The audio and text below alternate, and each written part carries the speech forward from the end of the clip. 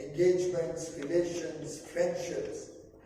And therefore, I think all the engagement that we may do in the Joint Commission meeting, all the friendship that the Minister and I may build up, the wonderful leadership that His Majesty and Prime Minister Mr. Modi both give to this partnership, the warm relations that businesses have with each other, all of this, the confluence of all these very good signs should and must lead to a significant increase in our business-to-business engagement. And therefore, I'm truly delighted that you have brought with you a very power-packed, large delegation of business persons and spokespersons also. And I'm quite confident that the more we look at each other, the more we get to know each other, the potential will finally get tapped. In fact, as we were discussing yesterday, the late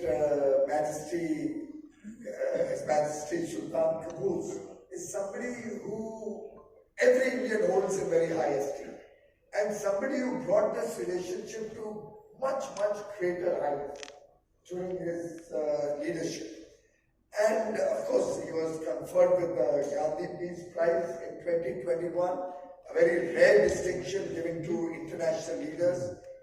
We also had a National Day of Mourning at his very, very sad demise. He's the architect of this close relationship. And I think all of us owe it to him. I think it's in a way a duty. Very important outcomes will supplement the efforts of the government of both countries to prepare the ground for greater engagement. We've discussed several items where there are certain issues that need to be resolved. We may consider doing a preferential trade agreement with Oman to begin with, because we are looking for a comprehensive agreement between GCC region and India also, which is under active discussion.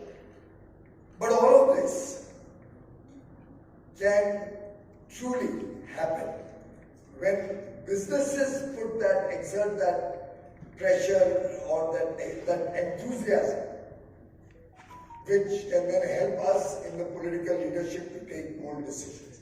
It's the businesses who have to demonstrate their interest on what they want us to do, how much they are ready to go ahead, how much they believe they can work with each other together, whether in goods, whether in services, whether in food security, which is an important element where Oman and India can work together, whether in the startup ecosystem, where India has a lot to offer in terms of the innovation and ideation that come out of India.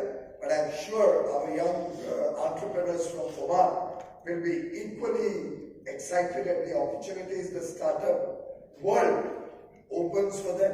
I believe you're meeting the CEO of NITI today, who in a way is the architect of the startup story in India.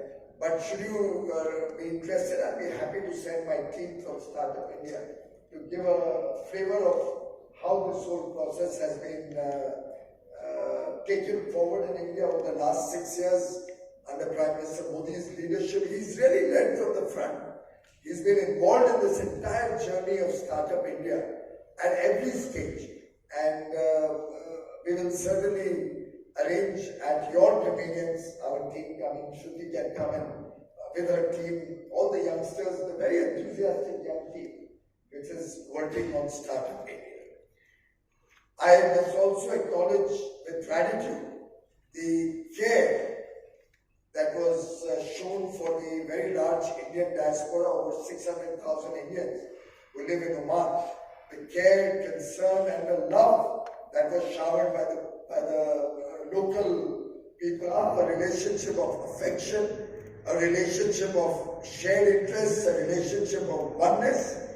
And I have no doubt, just like Omani halwa or kava or laban are very much enjoyed by our Indian friends here, I have absolutely no doubt that Indian chicken curry or Indian chole bhature will equally bring our two people together. Let's go for it.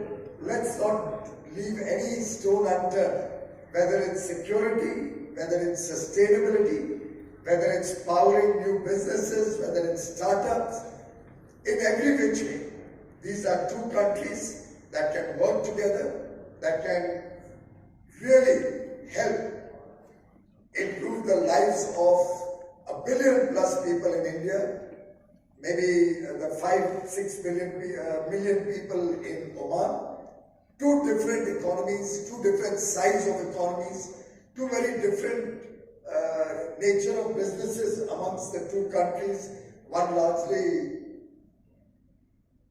petroleum based, but having a vision 2040 to grow into the manufacturing space, into the services space. Another, with such a large market, opening up huge opportunities for Omani's business persons.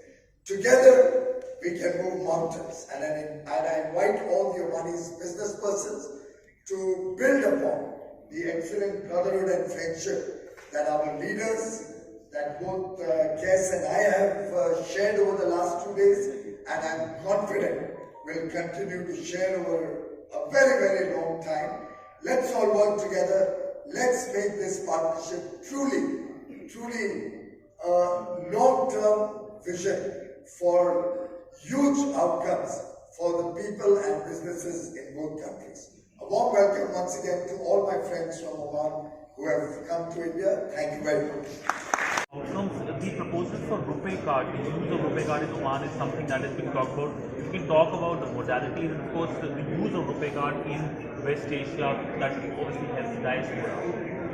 Yes, it does, and the USP of the RuPay card, which we have been saying, is that once you put that in motion, it also allows more Indian travelers to come and spend their monies for tourism-related purposes. The discussions with the Omani government are ongoing. I can say they are at a very advanced stage, and in principle, there is an acceptance that this will be done. Some technical level discussions are being sorted out, and hopefully in the next few months, this should be done. So my third question to you is on the exports from India. India is giving wheat to wheat consignments to various countries. What has been the conversation like with India and Oman amidst, of course, the Russia-Ukraine crisis that has impacted the wheat prices globally? Look, the conflict in Europe has brought the issue of supply chain disruptions in the food sector to light. But even other than that, India is the largest exporter of food products to Oman, especially rice. They had a large dependency on Ukraine wheat imports, and as soon as the conflict began, we initiated discussions with the Omani side, and I'm happy to report that already Indian consignments of wheat have reached Oman. To the extent that yesterday our minister was very categorical. He said that India is committed to Oman's food security, and any disruptions that they may encounter, India will be happy to do. And these details have been shared with them, and I'm hoping, quite confident, that in terms of wheat also, more and more shipments of Indian wheat will be on their way to Oman. So last and final question on the relationship. We have seen sort of high-end visits from Oman to India, and perhaps from India to Oman will also happen. So where do you see the relationship going, and what kind of visits we can expect? The relationship is on an upswing. My sense of going to Oman and having spent 6 months there, my sense is that as both countries are coming out of the pandemic, we are both returning to a high growth trajectory. And based on the historical relations that we have and the very strong people-to-people ties, this relationship is poised to jump onto the next level. The last few months, like you have mentioned, there have been a string of high-level visits from Oman side. And this will continue, and we will ensure that all the institutional mechanisms that are there to anchor this relationship are taken to fruition. The discussions in the JCM yesterday will help us anchor some of these discussions going forward. And my fellow business leaders, special welcome to my brother Yusuf Ali, the chairman of Lulu Group. Namaste, ladies and gentlemen. It is indeed an honor for me to be present at this important meeting of India-Oman Joint Business Council. On behalf of FICCI, we would like to thank the Honorable Minister Sri Piyush Goyal ji and His Excellency Qais bin Muhammad Al Yusuf for their insight address. Yes.